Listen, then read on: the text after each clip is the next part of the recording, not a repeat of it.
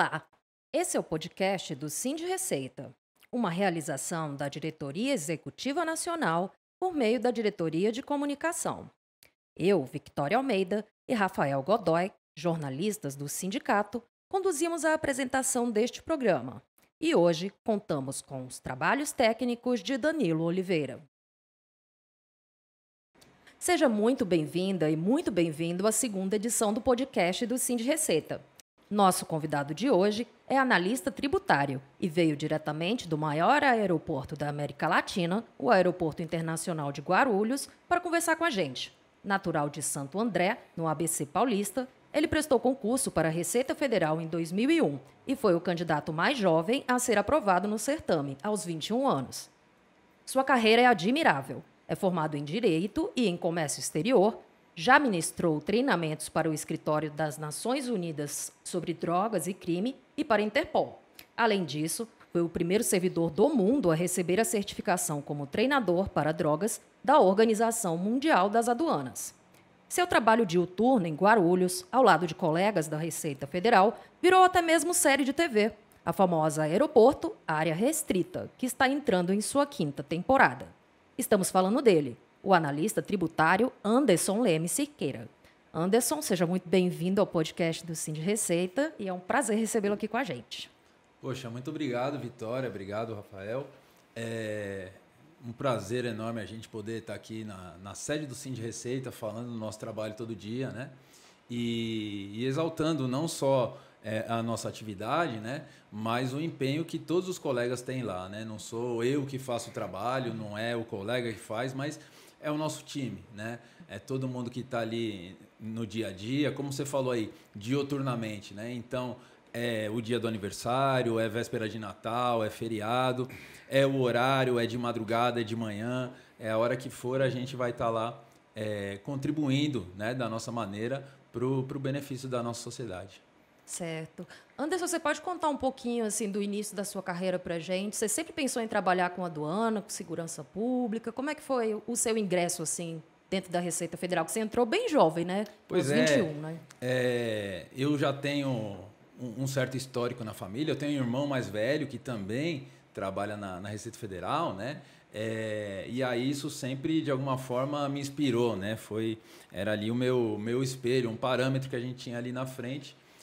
Mas eu sempre gostei dessa atividade de poder, de alguma maneira, contribuir, né, para o benefício do país, que eu acho que é diferente da gente trabalhar numa empresa, né, que visa ali o lucro, aquela rotina do dia a dia. Sempre foi uma ideia trabalhar num órgão governamental, né? O primeiro concurso que eu prestei, eu tinha 18 anos e foi para escrivão de Polícia Civil, né? E na época, outro dia até estava com os colegas lembrando, era máquina de escrever e tinha tempo, não podia ter erro e aí tinha que colocar a fita diferente, tinha que mudar a cor e tudo mais, e era digitação pura ali, né? Mas a gente tinha que ter algum conhecimento técnico também e tudo mais. E aí foi a questão aí da Polícia Civil e logo eu passei a trabalhar na prefeitura lá da minha cidade, né? Também outro concurso. E depois eu estava ali próximo de me formar, eu fazia as duas faculdades simultâneas, né? Fazia uma faculdade de manhã, trabalhava de tarde, né, na prefeitura e fazia outra faculdade à noite. E aí meu irmão, então, que trabalhava na Receita, falou, estão dizendo que vai sair o concurso, então começa a estudar. E aí foi a oportunidade que eu falei, agora eu não largo, vou me dedicar, né? E aí, graças a Deus, tive a oportunidade de entrar, de passar, e ali já vislumbrava, né, o comércio exterior como um todo. Eu falei, não, eu tenho que acabar indo para a área de aduana, e é o que eu quero, e graças a Deus estou aí até hoje, né? E no seu ingresso na Receita Federal, você foi direto para a aduana. Você começou aonde? Que unidade? Eu comecei, para as pessoas que não conhecem ou que estão entrando agora, né? O nosso ingresso, a unidade é escolhida de acordo com a sua classificação, né? A minha classificação não era das primeiras, eu estava lá no meião, do meião para o fundo, e a minha vaga foi em Viracopos, né? Que é o aeroporto aqui de Campinas, né? Que tem uma veia de carga, né? Na época ainda tinha algum voo de passageiro lá, Vou falar que era um voo da Varig, né? Para ver há quanto tempo que Varig. que eu tô aí na jogada, né? Quem não conhece a Varig tem que dar uma busca aí. A Varig das antigas, como a gente fala. A Varig é das antigas. Então tinha um voo da Varig lá. Mas assim, a V de Viracopos sempre foi de carga, né? E eu ali, terminando a faculdade de comércio exterior, aquilo para mim era um mundo, né? Era um mundo. E foi ali que a gente começou, né? E aí, falando desse começo, assim, você até brincou um pouco anteriormente sobre sua primeira relação com o serviço público como escrivão, máquina de datilografar, depois Viracopos, Varg. E nessa época, assim, quando você olha para essa época e olha a aduana brasileira hoje, o que você percebe de diferente? O quanto a aduana brasileira evoluiu? E eu queria que você explicasse também um pouco para as pessoas qual que é a importância dessa aduana, dessa atuação que faz parte das atribuições da Receita Federal para a economia e para a sociedade brasileira. Fazer essas duas coisas, assim, um olhar retrospectivo sobre a aduana e também destacar a importância dessa instituição ou desse órgão ou dessas atividades dentro do órgão Receita Federal para a sociedade. Ótimo, Rafael. Primeiro, olhando para trás, né? Poxa, uma mudança significativa, tá? Muita coisa mudou, né? Isso vai desde eu vejo o ímpeto que a gente tem hoje, os colegas que são aduaneiros hoje, né? A gente tem orgulho de dizer, não, eu sou aduaneiro, né? Eu me lembro quando eu entrei que muita gente dizia assim, principalmente nas unidades que eram mistas, assim, ou cidades que tinham aduana e tinham a delegacia, né? Dizia, se o cara é largado, o cara não trabalha bem, alguém vai mandar ele lá para a aduana, né? Era um secundário, assim, né? Tinha essa visão de que o aduaneiro era meio preguiçoso, né? Mas, assim, rapidamente isso mudou, né? Tomou um outro contexto. E hoje, assim, a gente vê muitos colegas querendo trabalhar na aduana, né? A gente vê isso pelo concurso de remoção, pelo que a gente conversa. A gente vai muito dar palestras em outras unidades da Receita que não são aduaneiras, né? E agora a gente tem reforço, né? Tanto lá em Foz como aqui no aeroporto, né? A gente convida os colegas de fora de outras unidades para virem trabalhar conosco. E a gente vê esse pessoal animado. Quem nunca teve contato, né? Apesar de ser da casa e nunca teve contato com a área aduaneira, ver esse pessoal animado e querendo fazer, isso é uma chama que vai sabe, se rejuvenescendo ali, né? Outra coisa que a gente tem que ressaltar que mudou bastante, eu acho que é a visão da casa, né? da instituição para com a importância que a aduana tem hoje no país, né? Primeiro porque a nossa economia gira em torno do comércio exterior, né? Então, você ter aí índices de controle, né, na chegada e índices de liberação de mercadoria na saída muito mais rápidos, né, movimentando a economia, sempre levando isso para frente, é fundamental para o desenvolvimento do país, né? Naquela época, há muitos anos atrás, a gente até brinca aí quando faz palestras, né, mas importar alguma coisa era uma coisa de outro mundo, né? Vinha chegando a época do Natal, alguém falava, poxa, tem um biscoito importado lá no mercado tal, tem alguma coisa importada. Olha, isso aqui é importado, né? Hoje, qualquer um de nós é um importador, né? Quem nunca entrou no sitezinho lá, no aplicativo, e pediu alguma coisa que em 10 dias chega da China para sua casa, né? Todo mundo é importador hoje, né? Sim. E tanto naquela época quanto hoje, isso tem que passar no controle da aduana, né? Outra coisa que mudou bastante além desse olhar com mais carinho que a organização, a instituição tem para com a aduana, né? Isso reflete também no incentivo que nos é dado, no sentido de hoje a gente tem as melhores viaturas, né, para fazer repressão, nós temos armas, né? Os colegas que têm o porte de armas, nossas armas foram todas substituídas, né, por armas da melhor qualidade. As outras forças falam, poxa, a Receita tem tal marca de armamento? Sim, né? Temos arma longa, tem lancha, tem helicóptero, agora vai ter avião, né? Vai ter a asa fixa, vai ter a aeronave da Receita Federal. Então, isso mostra o quanto a instituição também investe, né, no colega aduaneiro. Isso sem falar de treinamento, de tudo que nos é fornecido aí, para que nós possamos, sim, desenvolver um bom trabalho, né? Sim. Aproveitando até esse gancho do controle aduaneiro, eu queria falar um pouco sobre a rotina de trabalho sua, né? Ao mesmo tempo em que as tecnologias para a identificação, né, de ilícitos, elas se sofisticam, né? A Receita Federal vem investindo cada vez mais na tecnologia e é como você falou, num quadro de servidores cada vez mais preparados, né, para identificar essas situações. O crime organizado ele também se sofistica para tentar camuflar, né, e fazer com que haja a entrada de drogas ou o trânsito de drogas e outros ilícitos no país, né?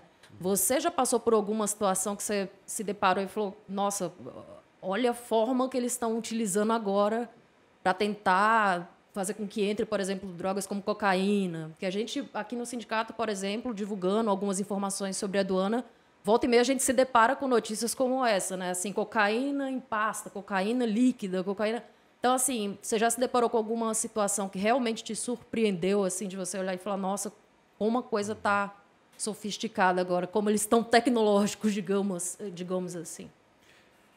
Isso é um jogo de gato e rato, né? Da mesma forma como a gente está aqui se preparando para combater o tráfico, do outro lado eles estão se preparando para inventar alguma coisa nova, né?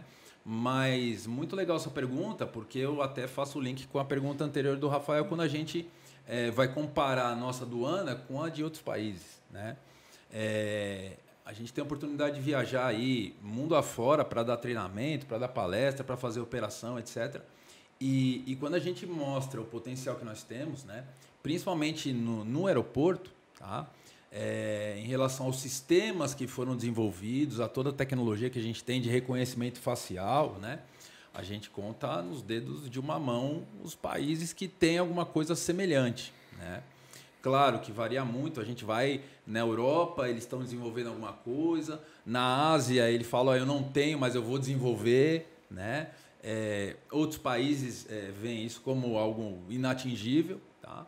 Mas eu também achei que era inatingível quando me disseram, olha, a gente vai fazer um trabalho de reconhecimento facial no aeroporto. Eu falava, não, isso é coisa de filme, ainda mais na época que a gente teve isso aí, né? Então, sim, muita tecnologia, né? É aplicada a isso. Isso nos dá muito orgulho quando a gente compara com outros países, né? De saber que a gente, sim, nós temos, estamos um passo à frente, um passo à frente. E em relação ao que a gente vê no dia a dia, né? Que você citava aí das novas maneiras que eles utilizam, etc. e tal, cada dia é uma novidade, é uma surpresa. Então, você ainda se surpreende, porque você vê muita coisa, né? Você está ali e é o maior aeroporto, né, de todos. Então, assim, você ainda se pega surpreso diante de algumas situações. De maneira positiva e às vezes negativa. Porque, vou te explicar por quê. De maneira positiva no sentido de ser surpreendente e dizer, olha, a que ponto chegou a criatividade do camarada de, né, de, por exemplo, mesclar a cocaína num vidro para ele poder fazer uma garrafa, né? Hoje a gente tem ela, como você disse, líquida, colorida, a gente vai muito além, ela tem a plástica, tem a borracha, tem a cocaína, que a gente teve com orgulho, a gente pode dizer que nós colaboramos muito para a descoberta disso, vamos dizer assim, né? Que a gente está chamando de cocaína lavada, aí, que é uma novidade que ela não reage quando a gente faz aquele testezinho que o pessoal vê na televisão e tal, né? Ela não reage, né? Porque ela é quimicamente lavada para não reagir, né? Então, eles também têm tecnologia, né? Também aplicam tecnologia. E a criatividade, né? Onde que o cara vai esconder agora? Ele vai esconder. E por outro lado, a gente vem com a inteligência. Então, eu digo, olha, esse passageiro aqui, pela inteligência, por tudo que a gente analisou, pela entrevista e o que a gente está vendo aqui, esse cara é um forte candidato, né, a ser a mula que a gente diz no aeroporto, né? Cabe a gente achar, ou está na mala, ou está na estrutura da mala, ou está no corpo, ou está na roupa, ou ele engoliu, ou ele escondeu no sapato, aonde está, né? E aí vem o lado, muitas vezes, negativo que eu ia te dizer, né? De usar as pessoas, né? O tráfico, a organização criminosa usa a pessoa enquanto mula, né? E para transportar droga, né? Então pega alguém que está numa situação difícil, que precisa ali do dinheiro de alguma maneira rápida, é iludido e é utilizado para transportar droga e muitas vezes engolir a droga, né? Ou seja, colocando a sua vida em altíssimo risco, né? E viajando para países muito distantes e que muitas vezes aplicam ainda a pena de morte, né? E a pessoa nem sabe, está viajando, a gente fala, está de alegre ali, né? Sim. E aí, enfim, mais triste, aí vê a jovem que está gestante, que está grávida e está se submetendo a isso. A mãe com criança pequena se submetendo a isso, né? Então você fala, ó, vai ser presa, tá? Mas ela tá com a criança aqui, com o bebê, e como é que a gente vai fazer com essa criança, né? Ele não tem culpa nenhuma, né? Mas é a situação. Então, assim, surpreende positivo e negativamente. Mas é o nosso dia a dia, né? A gente, muitas vezes, as pessoas falam, poxa, você não tem dó de interceptar essa pessoa, né? Eu falo, bom, eu penso não nessa pessoa, tudo bem, é triste a situação, né? Mas pense do outro lado as pessoas que iam ser afetadas por essa droga, né? Não só o usuário, mas as famílias que iam ser destruídas, né, com o uso dessa droga, não é? Ou quem não tem nada a ver e pelo fato de ter alguém ali que está sob efeito dessa droga vai acabar cometendo ali um homicídio, um acidente, qualquer coisa que seja, né? Vai ser indiretamente influenciado por essa droga que está sendo transportada. Então, tem os dois lados, né? Sempre tem os dois lados. Fazendo uma conexão entre duas coisas que você falou, Anderson, a questão de como as pessoas também conhecem um pouco dessas situações pela televisão, né? E você faz parte de um programa que está mostrando com muita clareza como é esse trabalho, um programa que já está numa 5ª temporada, né? Que tem semelhantes com outros países do mundo e que também serve para isso, né? Para mostrar esses dramas humanos, né? E serve também de alerta, né? Para as pessoas de como é que essas realidades podem ser cruéis, né? Com quem está nesse processo. Quando vocês começaram a participar desse programa, como é que foi a reação de vocês e como é que vocês perceberam a reação do público? Assim, mudou um pouco a rotina de vocês ou o olhar de vocês sobre o próprio trabalho, sobre a própria rotina? Então, as gravações começaram em 2016, né? Então já faz bastante tempo aí que a gente está no ar, vamos dizer, né?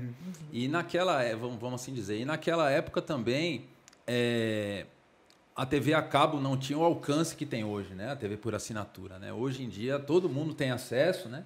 E quando começou a gente falava, não, é um canal aqui fechado, mais restrito, é um tipo de público, enfim, menor, né? O alcance não é tão grande.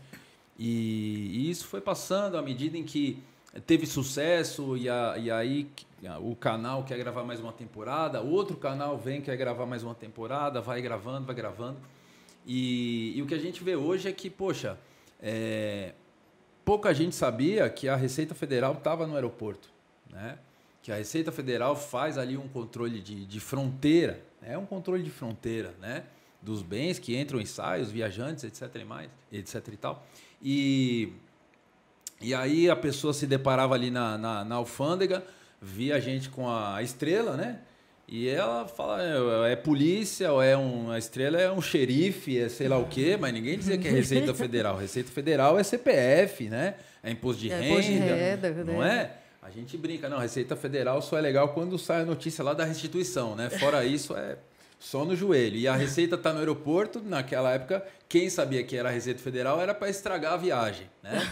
Como é que foi sua viagem? Foi lá para Miami, levou a família lá na Disney? Foi bacana, tirei foto com o Mickey. Quando eu voltei, fui parado, abriram minha mala, mexeram nas calcinhas da minha mulher, abriram não sei o que do meu filho, eu tive que pagar imposto porque eu trouxe um videogame, trouxe um perfume, trouxe o tênis, né?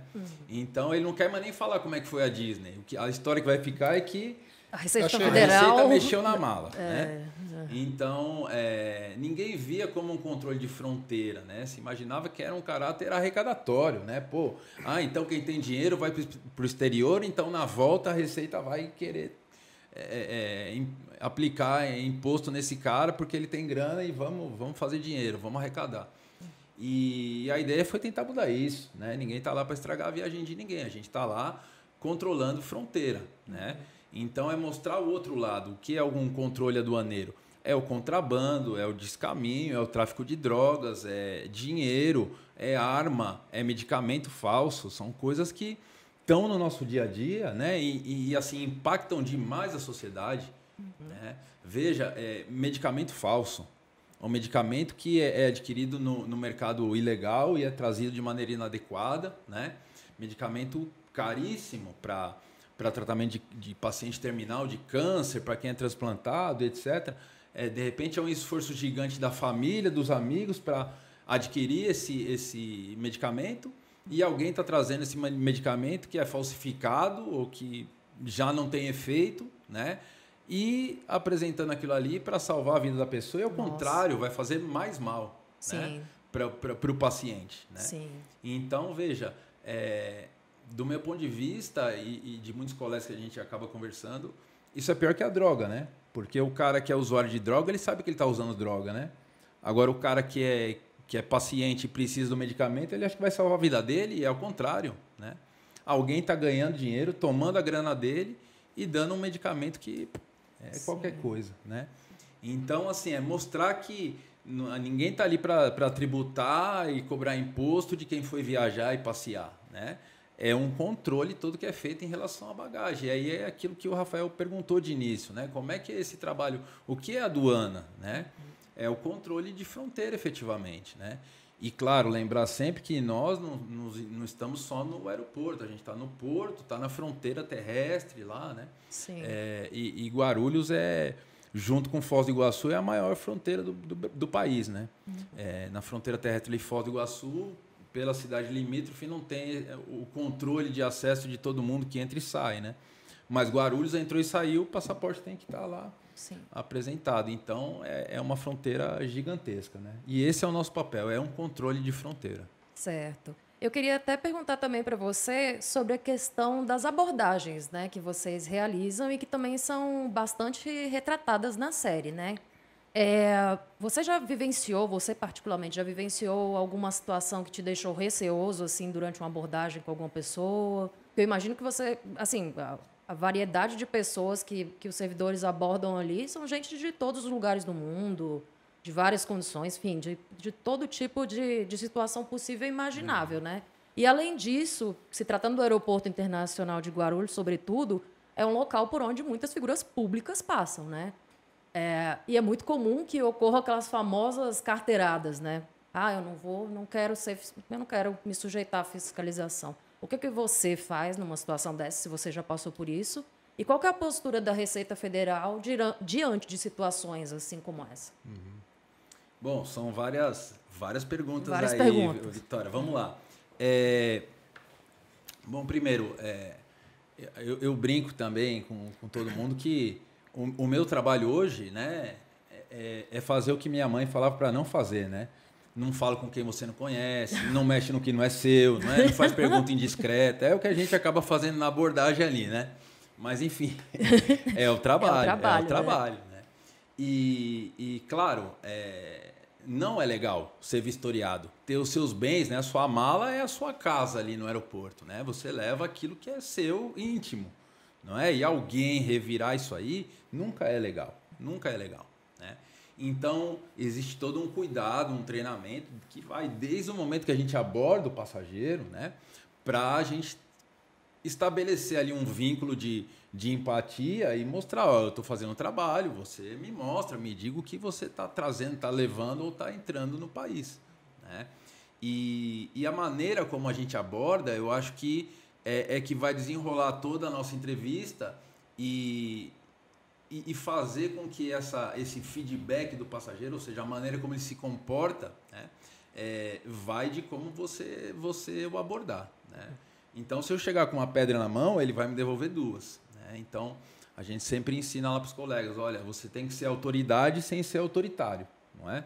Você está no comando, é você que vai dar as ordens, mas, claro, sempre com respeito, com educação e a maneira como ele também tem que te tratar, com respeito e com educação, né? E sempre tem em conta, como você disse, que é passageiro do mundo inteiro, cada um tem a sua cultura, cada um tem seu hábito, tem seu jeito, não é? Tem a sua língua, não é? Então, de maneira nenhuma eu vou ter uma atitude jocosa em relação ao que ele está trazendo, né? Eu posso desconfiar de alguma coisa? Posso, né? Mas na minha cabeça. E aí eu vou ter que entender o contexto, de onde esse cara vem, para onde esse cara vai, quem é essa pessoa, por que ela está vindo ao país, ou por que ela está saindo, né? E por que ela está levando esse tipo de bagagem, né? Então, pode ser ali um bem da família, pode ser um bem da cultura dele, pode ser um bem religioso, não é? Pode ser uma comida diferenciada que ele também, né, queira trazer. E quem não quer, né? Quem não quer ter esse tipo de hábito, né, na sua bagagem, na sua viagem. Então, a gente tem sim que respeitar, entender isso. E eu, particularmente, nunca tive problema de embate, de ameaça, de ter que tomar algum tipo de atitude diferente, porque a gente acaba tendo em conta essa questão de, poxa, a gente está abordando com respeito e o respeito acaba sendo mútuo, né? Sim. Vai muito da maneira como a gente aborda. E a outra pergunta sua em relação a uma celebridade ou a carteirada que você disse, né? Não quero quero passar na fiscalização. Isso já aconteceu? Tem gente que acha que quer trabalhar no aeroporto para ver famoso, né? Então, para a gente é um passageiro, né? E aí leva em consideração que, por exemplo, você vai ter um show, né? Vem um artista aí para um show, para um festival, esse cara tem que passar no aeroporto. Ele é um passageiro, tem que ser controlado, né? Ah, mas é o artista, não sei quem, e a guitarra do cara. Beleza, se tiver que verificar, a gente vai verificar, né? É um passageiro, né? E assim, existe até pelo programa, né? Pela exposição que acabou tendo nesses anos todos, né? Uma mudança de mentalidade nesse tipo de público específico, né? O público VIP, vamos dizer assim, né?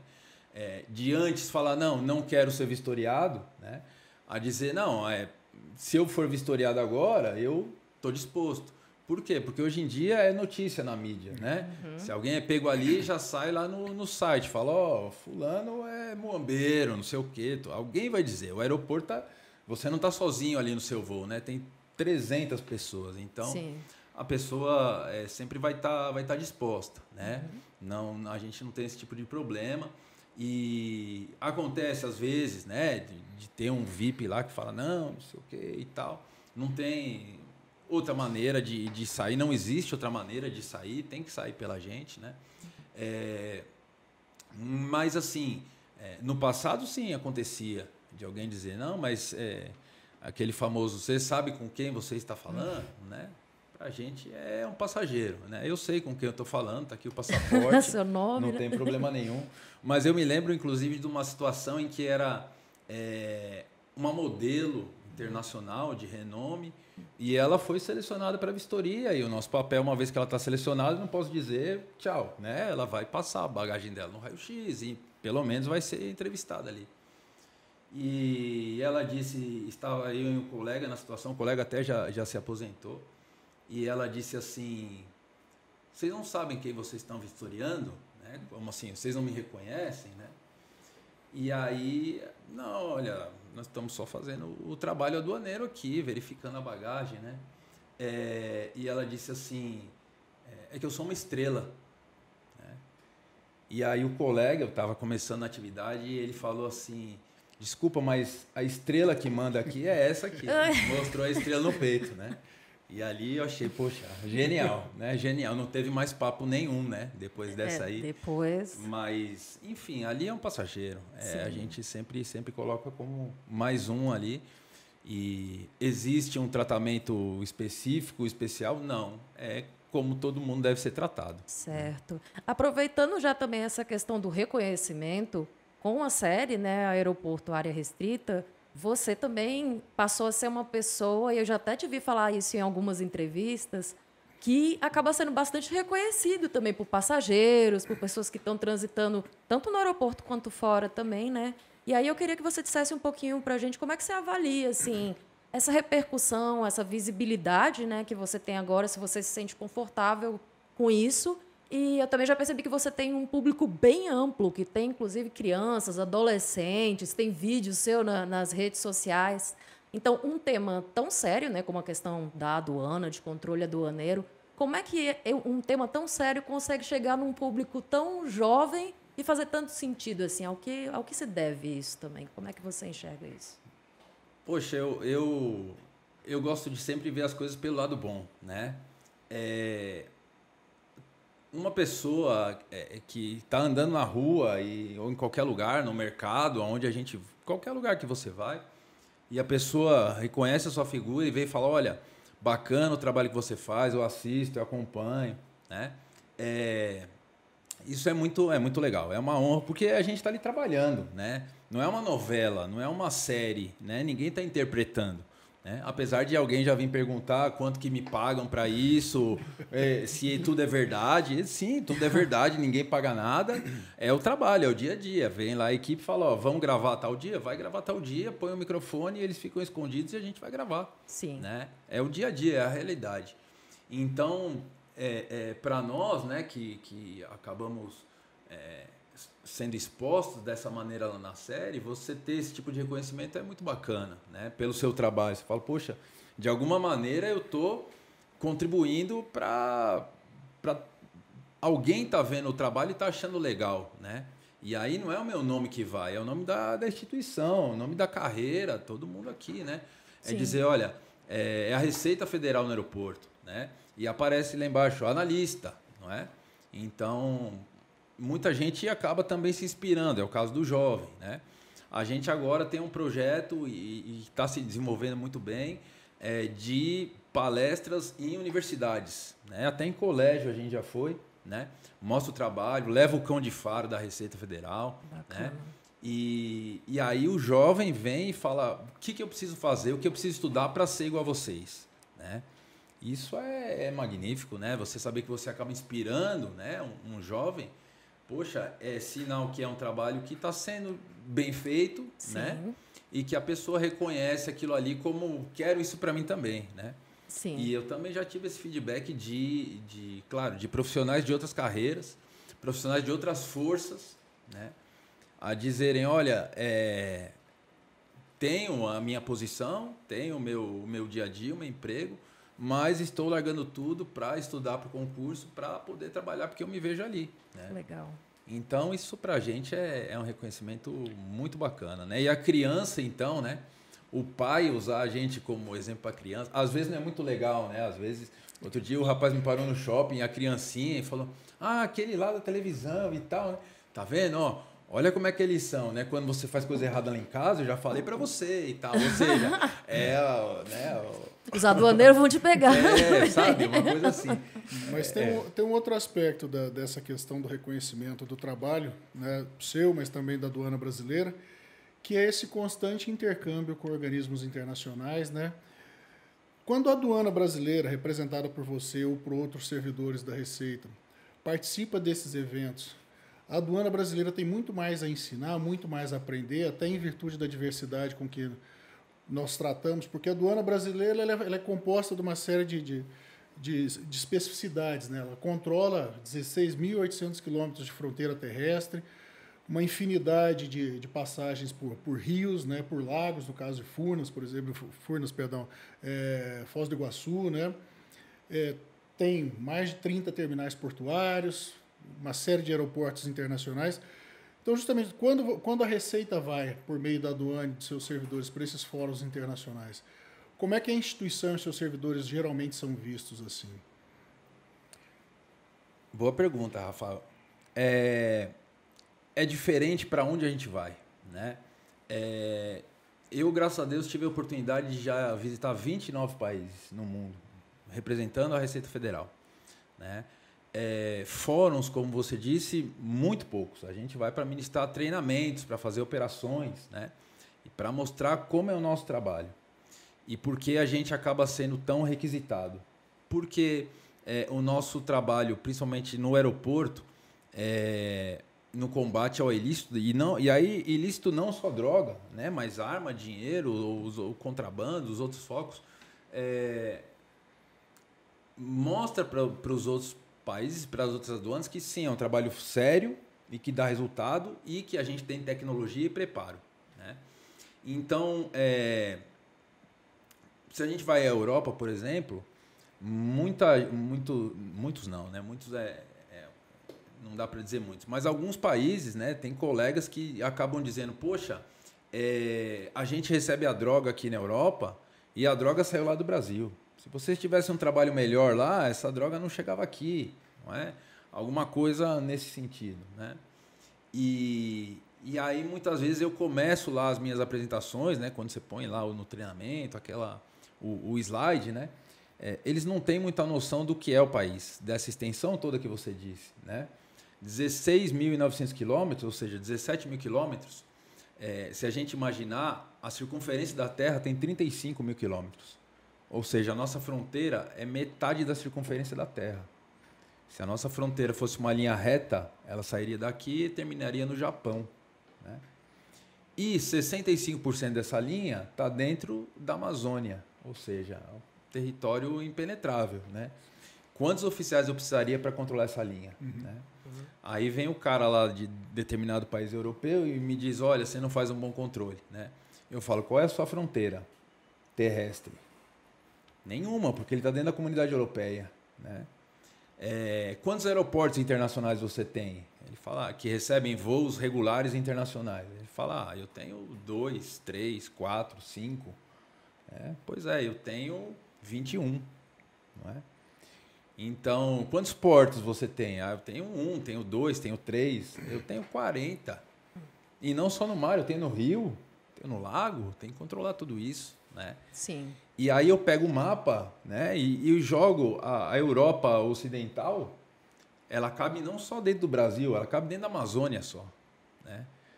E aí eu pergunto, então, como é que a gente faz para controlar isso, né? Só para dar uma noção para o cara, né?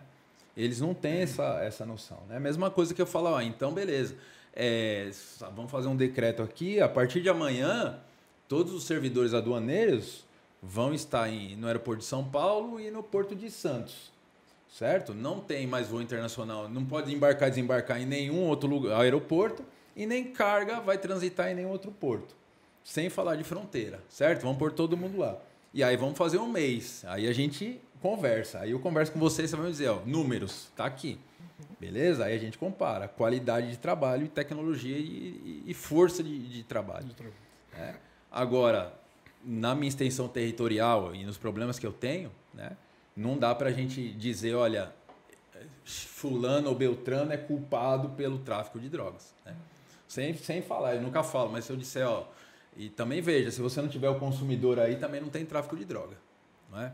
Então, a gente tem que dizer, sim, tem um bom trabalho, tem o esforço de cada um, né? O cara que está lá na fronteira lá de madrugada, no meio do milharal lá, esperando passar o contrabandista correndo na estrada de terra lá, sem saber se o cara está com um fuzil lá dentro, né? Tem que dar o valor para esse colega, não é? Eu ainda estou dentro do aeroporto, mas o cara está lá na estrada, está lá no meio do lago, está lá fazendo o trabalho dele, né? E tendo o suporte, sim, dos outros colegas, da instituição e tudo mais, né? Coisa que eles lá não têm, nem fazem ideia do que é isso, né? Certo. Então, é levado para eles também um pouco do nosso dia a dia e da nossa atividade, né? Falando um pouco na questão da própria instituição, Receita Federal, a gente está no momento em que o órgão está pensando num novo regimento interno e está falando constantemente em programas voltados para o seu futuro, né? As perspectivas de futuro da Receita Federal estão em constante debate. Então, assim, o que você acredita que é preciso, necessário melhorar na Receita Federal para fortalecer esses serviços de controle aduaneiro que esse órgão presta, né? Que é uma coisa que é em benefício, sobretudo, da sociedade, né? Então, quais são as suas perspectivas em relação ao futuro da Receita Federal e o que esse órgão pode melhorar ainda mais no contexto que a gente está agora? Eu vejo essa mudança e a ideia do novo decreto com muito bons olhos, sabe? Eu acho que vai valorizar ainda mais a nossa aduana, né? Vai fazer com que nós tenhamos mais força, mais empenho, mais... isso abre um pouco o leque das nossas atividades, né? Nos dá como é que eu posso dizer aqui? Fortalece isso ainda mais, né? A partir do momento que a gente também tem que dizer que não é só fronteira, a gente tem as nossas ações no que a gente chama de zona secundária, né? Dentro das grandes cidades, etc. Isso passa a ser muito importante em relação ao benefício da sociedade, principalmente contrabando, descaminho, produto falsificado, né?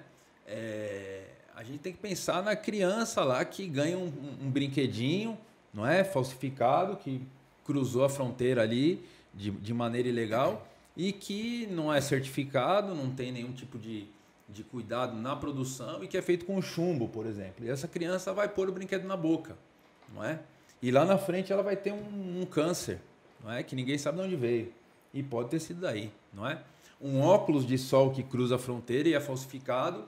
E esse óculos, o papel do óculos é refletir o raio ultravioleta, né? O óculos falsificado é plástico, ele capta o raio ultravioleta e joga dentro da retina da criança, não é? Lá na frente vai ter um problema também. Né? A criança que ganha um tênis falsificado de péssima qualidade e que lá na frente vai ter um problema no joelho, na coluna, não é? Então, a partir do momento que a gente faz as nossas atividades também nesse comércio ilegal e irregular nas grandes cidades, né? Pode ser que no primeiro momento a sociedade ali em volta, o popular, né, fala, poxa, aí tá, o pessoal está trabalhando, estão tirando o trabalho do pessoal e tal. Mas ele não percebe que ele mesmo é que está sendo prejudicado por aquele comércio, né? Sem falar que ele comprando um produto regular e que foi produzido ali na região, não é? Com matéria-prima da região, com transporte da região, etc. e tal, ele está beneficiando o comércio legal, regular, que recolhe imposto, que vai ser revertido em benefício dele, da família dele, e muito mais do que isso, emprego, não é? Se você pega aí qualquer apreensão grande de 4, 5 toneladas de vestuário falsificado, contrafeito, não é? 5 toneladas de camiseta, por exemplo, para a gente fazer um exemplo baixo aqui, são quantas peças que deixaram de ser produzidas pela indústria nacional, não é? Quanta matéria-prima ia ser produzida, quantas costureiras ia precisar, quanta embalagem, quanto transporte, quanto emprego que ia ser gerado. A partir do momento que eu jogo 5 toneladas ali, são 5 toneladas que não vão ser comercializadas do mercado nacional, né? Então, o emprego dessa costureira, do cara que faz embalagem, do transporte, etc. e tal, é que foi por água, né? Sim. Então, ninguém vê esse vínculo aí entre emprego e produto falsificado, contrabando e descaminho, né? E é aí que a gente precisa investir um pouquinho mais. Sim. E nesse conjunto de desafios, como é que você vê, por exemplo, o desafio da Receita Federal? Fazer o controle de todo esse comércio, que ele é crescente, né? Comércio eletrônico cada vez mais dinâmico, né? As pessoas comprando de casa, importando de casa, ao mesmo tempo em que as aduanas no mundo passam a assumir um papel também fundamental para a segurança pública, né? Isso expresso, inclusive, em tratados internacionais que colocam em destaque a importância dessas instituições ou desses órgãos de atuação de Estado no enfrentamento a crimes transnacionais, ao mesmo tempo em que precisa dar facilidade para o comércio internacional num país como o nosso, que começa a ter um vigor maior no comércio internacional. É uma conta difícil de fechar, né? Um cenário desafiador, mas também positivo, na sua opinião? Tem toda a razão, Rafa. Eu acho que o emprego de tecnologia, como a gente vem investindo cada vez mais, né, de sistemas que não fazem um trabalho pela gente, isso é sempre bom a gente sublinhar, né, mas que nos ajudam bastante a dar uma filtrada, né, vamos colocar entre aspas aí uma filtrada, são cada vez mais necessários, né. Pra você ter ideia, hoje no aeroporto de Guarulhos, né? E um parênteses aqui, né? Um parênteses. Você disse que é o maior aeroporto da América Latina, né? Eu vou mais além, né? Abaixo da linha do Equador, ou seja, no hemisfério sul, nós somos o maior aeroporto do mundo, né? Então, veja a grandeza, né? Sim. Veja a grandeza. Circulam no aeroporto por dia 250 mil pessoas, que é uma cidade de médio porte. Não sei quem está nos escutando aí em casa, ou nos assistindo, faça a conta pela sua cidade, quantos habitantes tem, né? Sim. E veja aí, é uma cidade. Né? Então, voltando ao tema, saem do aeroporto, por exemplo, a gente falando de pequenas encomendas, né? Essa que eu e você fazemos desde casa, saem do aeroporto todo dia 40 carretas do correio de mercadoria, né? De pacotinho. Né? Então, para não falar em número de encomendas, imagina quanto 40 carretas são capazes de mover todos os dias. Né? Se eu tivesse que abrir uma por uma, né? Verificar o documento, se pagou imposto, se não pagou, o que é, se está declarado direitinho, de onde vem, para onde vai. Quantos oficiais eu precisaria, né? Sim. Impossível, né? Se eu tivesse que checar lá, é a mesma coisa os passageiros, né? Eu tenho 22 mil passageiros internacionais por dia hoje, né? Que ainda não estamos na época de pico de férias, né? Internacionais, 22 mil chegando e outros 22 mil saindo, 44, né? 1.000 passageiros por dia. Cada um leva 2 malas, mais uma mochila, mais a sacolinha do free shop, mais o que ele pode esconder na roupa, mais o que ele pode engolir, não é? Quantos caras que eu vou precisar para vistoriar 44 mil passageiros? Impossível. Não tem como. Então é tecnologia. A resposta à sua pergunta é tecnologia bem aplicada e outro grifo, desenvolvida pelos colegas da casa. Isso é importante ressaltar, né?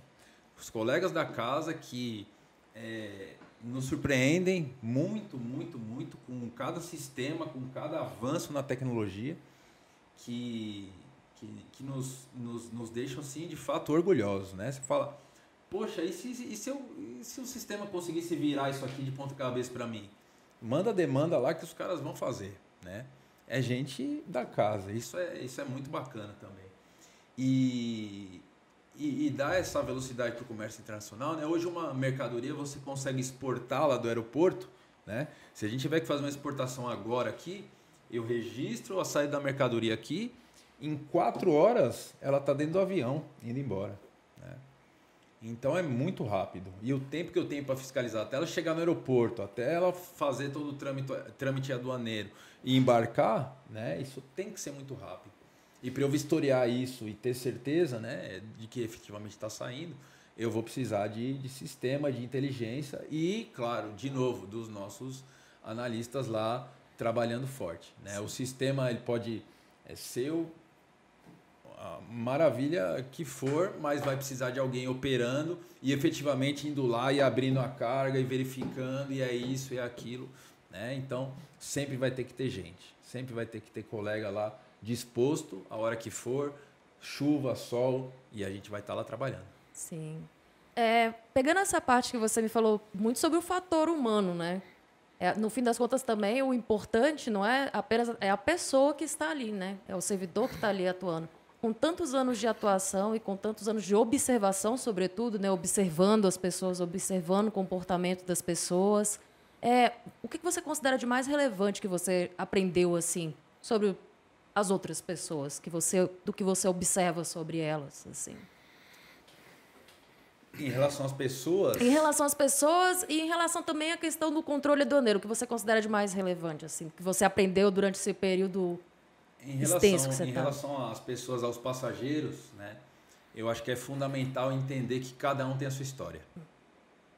Cada um tem a sua história, né? Se a pessoa está dentro do aeroporto e está viajando, ela tem um motivo específico e íntimo dela, né? Seja trabalho, seja turismo, seja para visitar o parente, seja para conhecer o namorado, seja o que for, né? Ela tem uma razão e entender a história de cada um é muito importante. E é uma parte delicada, porque se você não entender a história, isso vai te levar por um caminho diferente do que a realidade vai se apresentar. Você tem uma sensibilidade, então, com o outro, saber ter uma... Que ninguém nasce tendo, que você precisa desenvolver ao longo do tempo, né? Então, isso eu acho que é o ponto-chave, principalmente para quem tá no aeroporto, né? E o outro tema que você disse é em relação às pessoas e a segurança mesmo, trabalhando com a questão do controle aduaneiro. Quais são os seus maiores aprendizados aí até o momento? Porque você segue trabalhando na área. Quando a gente vai abordar um passageiro, né, a gente tem toda uma questão de nós fazermos o que a gente chama de alvos, né? Quem vão ser os selecionados, não é? De acordo com todos os critérios que são apresentados hoje, com a nossa inteligência, com o sistema, com o reconhecimento facial que nós temos no aeroporto, né? Então, nós já sabemos mais ou menos a história de muitos que vêm ali, né? E aí, a partir do momento que você acerta, né? Ou seja, por exemplo, eu acho que esse cidadão ele está vinculado ao tráfico de drogas e ele pode ser uma mula. No meio daquele voo ali de 300 pessoas, eu seleciono esse cara. E esse cara, sim, era a minha suspeita, né? Isso para a gente é entender, sim, estamos fazendo um bom trabalho, sim, a organização confia em mim e eu estou dando um feedback positivo. E terceiro, estou contribuindo de alguma maneira para o bem da sociedade, para o bem de alguém. Certo. Ah, mas vocês vão aprender a mula e a mula é 1 quilo, isso não muda nada, estão enxugando gelo. O meu tijolinho está aqui, não é? O meu tijolinho está aqui. E em 20 e poucos anos de carreira, talvez a gente tenha construído um bom pedaço de um muro aí. Sim. Né? O que não significa que os caras não vão pular o muro, se eu fechar a janela eles vão sair pela porta, se eu fechar a porta ele vai sair pelo forro. Sim. Mas a gente está atrás e o meu tijolinho está lá. Sim, e com 21 anos de carreira, basicamente todo ele dedicado à aduana, como é que você resume, que tipo de sentimento você mantém em relação ao seu trabalho, a rotina de trabalho que não deve ser fácil, né? Como é que você resumiria o seu sentimento em relação à sua rotina de trabalho como aduaneiro da Receita Federal? Eu acho que é o orgulho, né? Eu acho que é o orgulho. Quando a gente recebe colegas novos lá, né? E aí, às vezes, a gente chega ali pro plantão, o colega está chegando e a minha vontade é dizer, ó, a responsabilidade que você tem quando você está colocando esse uniforme aí, não é? E quando você coloca essa estrela no peito, não é? A partir daí você não é mais o João, o José, o fulano. Você é o Estado, não é? O que você fizer aqui, você está representando o Estado. Então, tenha muita calma, muita sapiência, sensibilidade. Você está representando o Estado, né? E tenha orgulho disso, porque acho que muita gente queria estar no seu papel aí, né? Então, faça o seu trabalho bem feito, calma. Eu, particularmente, eu olho para trás nesses 20 anos e falo, poxa, preciso ter... Talvez não seja assim, o mesmo garotão que queria fazer, vamos fazer todo voo, vamos correr atrás, vamos pular, vamos fazer e tal. O corpo já, às vezes, não, não responde igual, né? Mas, assim, ter o ânimo de levantar e falar, poxa, o meu voo hoje é 3 horas da manhã. E aí? Né? E o ânimo que eu vou ter para levantar, tá chovendo, sair daqui do meu quentinho e ir lá tirar um plantão, né? E é esse ânimo que a gente precisa. A chama não pode apagar. Então, isso tá sempre ali falando, não, vamos lá, vamos fazer, vamos acontecer. O muro ainda precisa mais uns tijolinhos, né? Vamos colocar mais alguma coisa lá. Esse é o recado que você deixa, inclusive, para os novos colegas, analistas que entraram agora no concurso, que a chama não se apague, né? Que eles que vão começar aí, é isso? Para nós é muito bom ter esse oxigênio novo, né? Do pessoal chegando e querendo aprender, querendo trabalhar, né? Isso é fundamental. Sempre a gente está se renovando aí. São muito bem-vindos, porque a gente precisa mesmo de mais gente lá para fazer, né? Tenham muito empenho, muita vontade de fazer e essa gana de levar a bandeira do Brasil aqui no uniforme, né? E levar a estrela no peito, isso é uma honra. Eu acho que para cada um de nós é uma honra, né? E saber que ele, de alguma maneira, que a instituição confia nele, que o Estado confia nele, não é? E que ele tem que fazer um bom trabalho ali, não é? Que ele vai ter o apoio dos colegas, vai ter o suporte de tecnologia, suporte de estrutura, de arma, de bota, do que ele precisar, não é? Mas que ele tenha vontade de fazer, vontade de trabalhar, vontade de aprender, de se dedicar e de fazer o melhor pela instituição. Eu acho que é isso. Maravilha. Anderson, foi um prazer receber você no podcast do Sim de Receita. E olha, as portas estão sempre abertas quando você quiser voltar, viu? Poxa, obrigado. Foi muito agradável aqui esse momento que a gente passou com vocês. Sempre é bom estar em casa, né? Eu sou filiado desde o início lá e com muito orgulho. E sempre que a gente precisou de alguma coisinha, o sindicato estava lá pronto, né, para nos apoiar. Então, uma honra. Obrigado pelo convite. Espero que tenha sido aí um papo bacana, esclarecedor.